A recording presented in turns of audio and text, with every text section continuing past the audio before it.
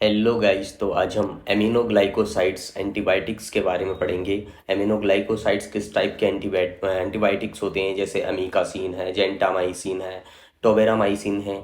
ये सारी ड्रग्स के बारे में समझेंगे, इनकी डोज समझेंगे और हम समझेंगे कि ये किस तरह से काम करती हैं, मैकेनिज्म ऑफ एक्शन क्या होता है, कॉन्ट्रा इंडिकेशंस क्या होते हैं, प्रॉपर डोज, एडल्ट की डोज क्या होती है, पीडियाट्रिक्स में, न्यूनेट्स में जो है इनकी डोज क्या होती है। तो वो सारी चीज़ें समझेंगे। तो आइए स्टार्ट करते हैं। तो aminoglycosides aminoglycosides is a class of bactericidal antibiotics. ये बैक्टीरिसाइडल एंटीबायोटिक्स हैं that work by the inhibiting bacterial protein synthesis. ये बैक्टीरियल प्रोटीन सिंथेसिस को इनहिबिट करके काम करती हैं। They are the effective against they are effective against the many aerobic gram negative bacteria. यानी ये एरोबिक ग्राम नेगेटिव बैक्टीरिया के against work करती हैं bacteria, and some aerobic gram positive bacteria. कुछ ग्राम पॉजिटिव बैक्टीरिया के against भी ये काम करती हैं। Aminoglycosides include drug like gentamicin, amikacin, neomycin, kanamycin, streptomycin, netimycin, टोबेरामाइसिन।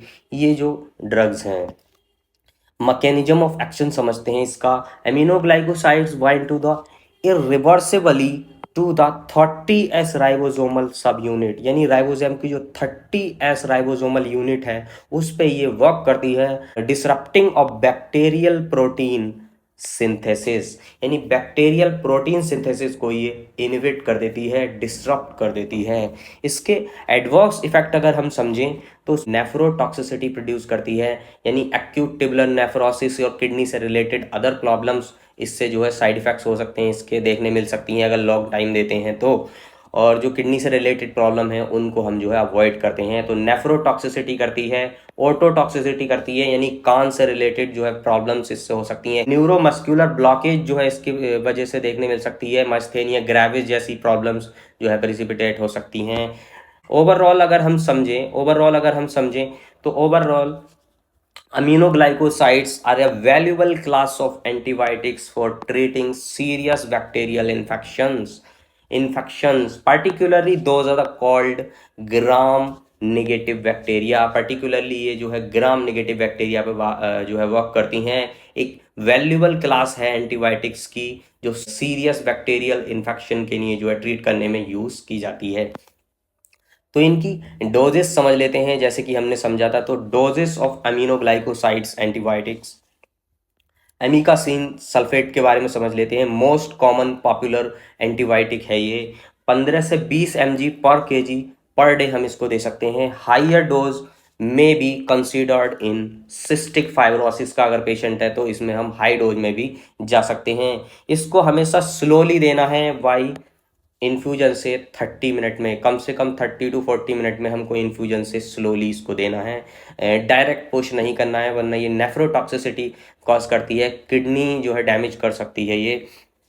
Adult की डोज समझें तो 15 mg पर केजी पर डे हम इसको 12 हॉर्ली दे सकते हैं। मैक्सिमम डोज जो है एडल्ट के लिए 1.5 ग्राम पर डे है। फॉर ड्रग रेजिस्टेंट टीबी यानी ट्यूबरकुलोसिस में भी इसका यूज़ किया जाता है। 15 mg पर केजी 24 हॉर्ली, यानी 15 mg पर केजी के हिसाब से हम जो है डेली जो है एक डोज जो है पर डे हम देंगे पेशेंट को 5 to 7 डेज के लिए।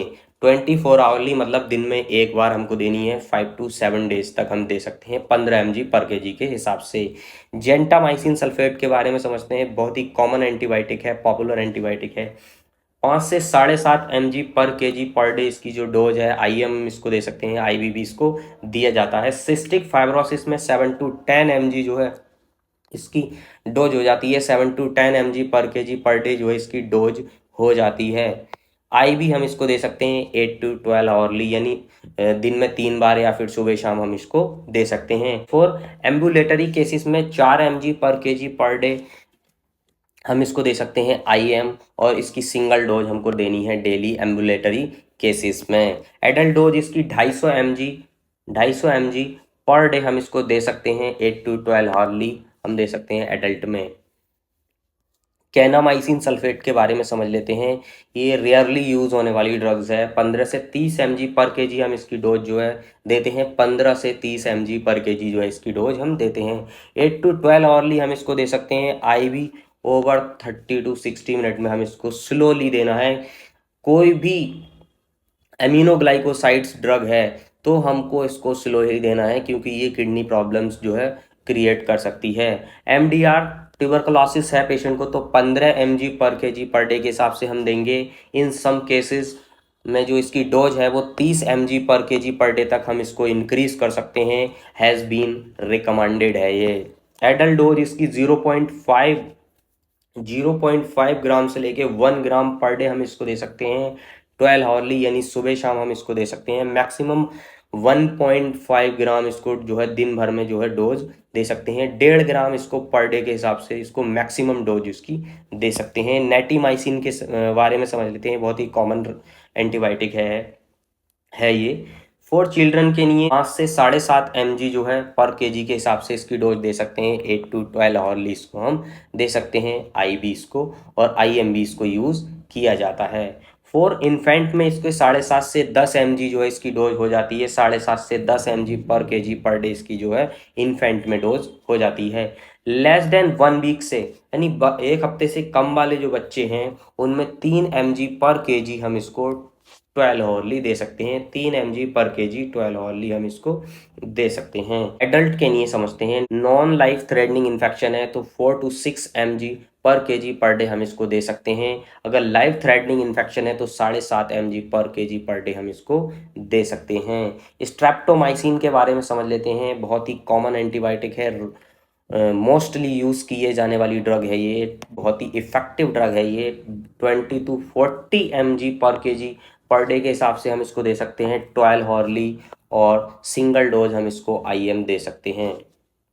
एडल्ट में जो इसकी डोज है वो 0.75 से 1 ग्राम डेली हम इसको IM दे सकते हैं। मैक्सिमम डोज इसकी 1 ग्राम पर डे है। मैक्सिमम डोज इसकी 1 ग्राम पर डे है। इससे ज़्यादा हम इसको नहीं देनी है। टोबेरामाइसिन के बारे में समझ लेते हैं। टोबेरामाइसिन बहुत ही इफेक्टिव एंटीबायोटिक है। 6 to 7.5 mg पर केजी पर डे हम इसको दे सकते हैं। IV और IM दोनों दे सकते हैं। 8 to 12 आवरली हमें दे सकते हैं, यानी दिन में 3 बार और 2 बार हम इसको दे सकते हैं। सुबह शाम और 3 टाइम हम इसको दे सकते हैं। एडल्ट की डोज की बात करें तो 3 to 5 mg पर केजी पर डे हम इसको दे सकते हैं। 6 to 8 आवरली हम इसको दे सकते हैं। तो thank you for watching this video. और जिस किसी को भी हमारी ये नोट्स चाहिए तो हमारा टेलीग्राम जो है ग्रुप ज्वाइन कर सकते हैं। सुमित NICU लर्निंग के नाम से है और हमारा इंस्टाग्राम पे भी अकाउंट है, वो भी सुमित NICU लर्निंग से है। तो thank you for watching this video.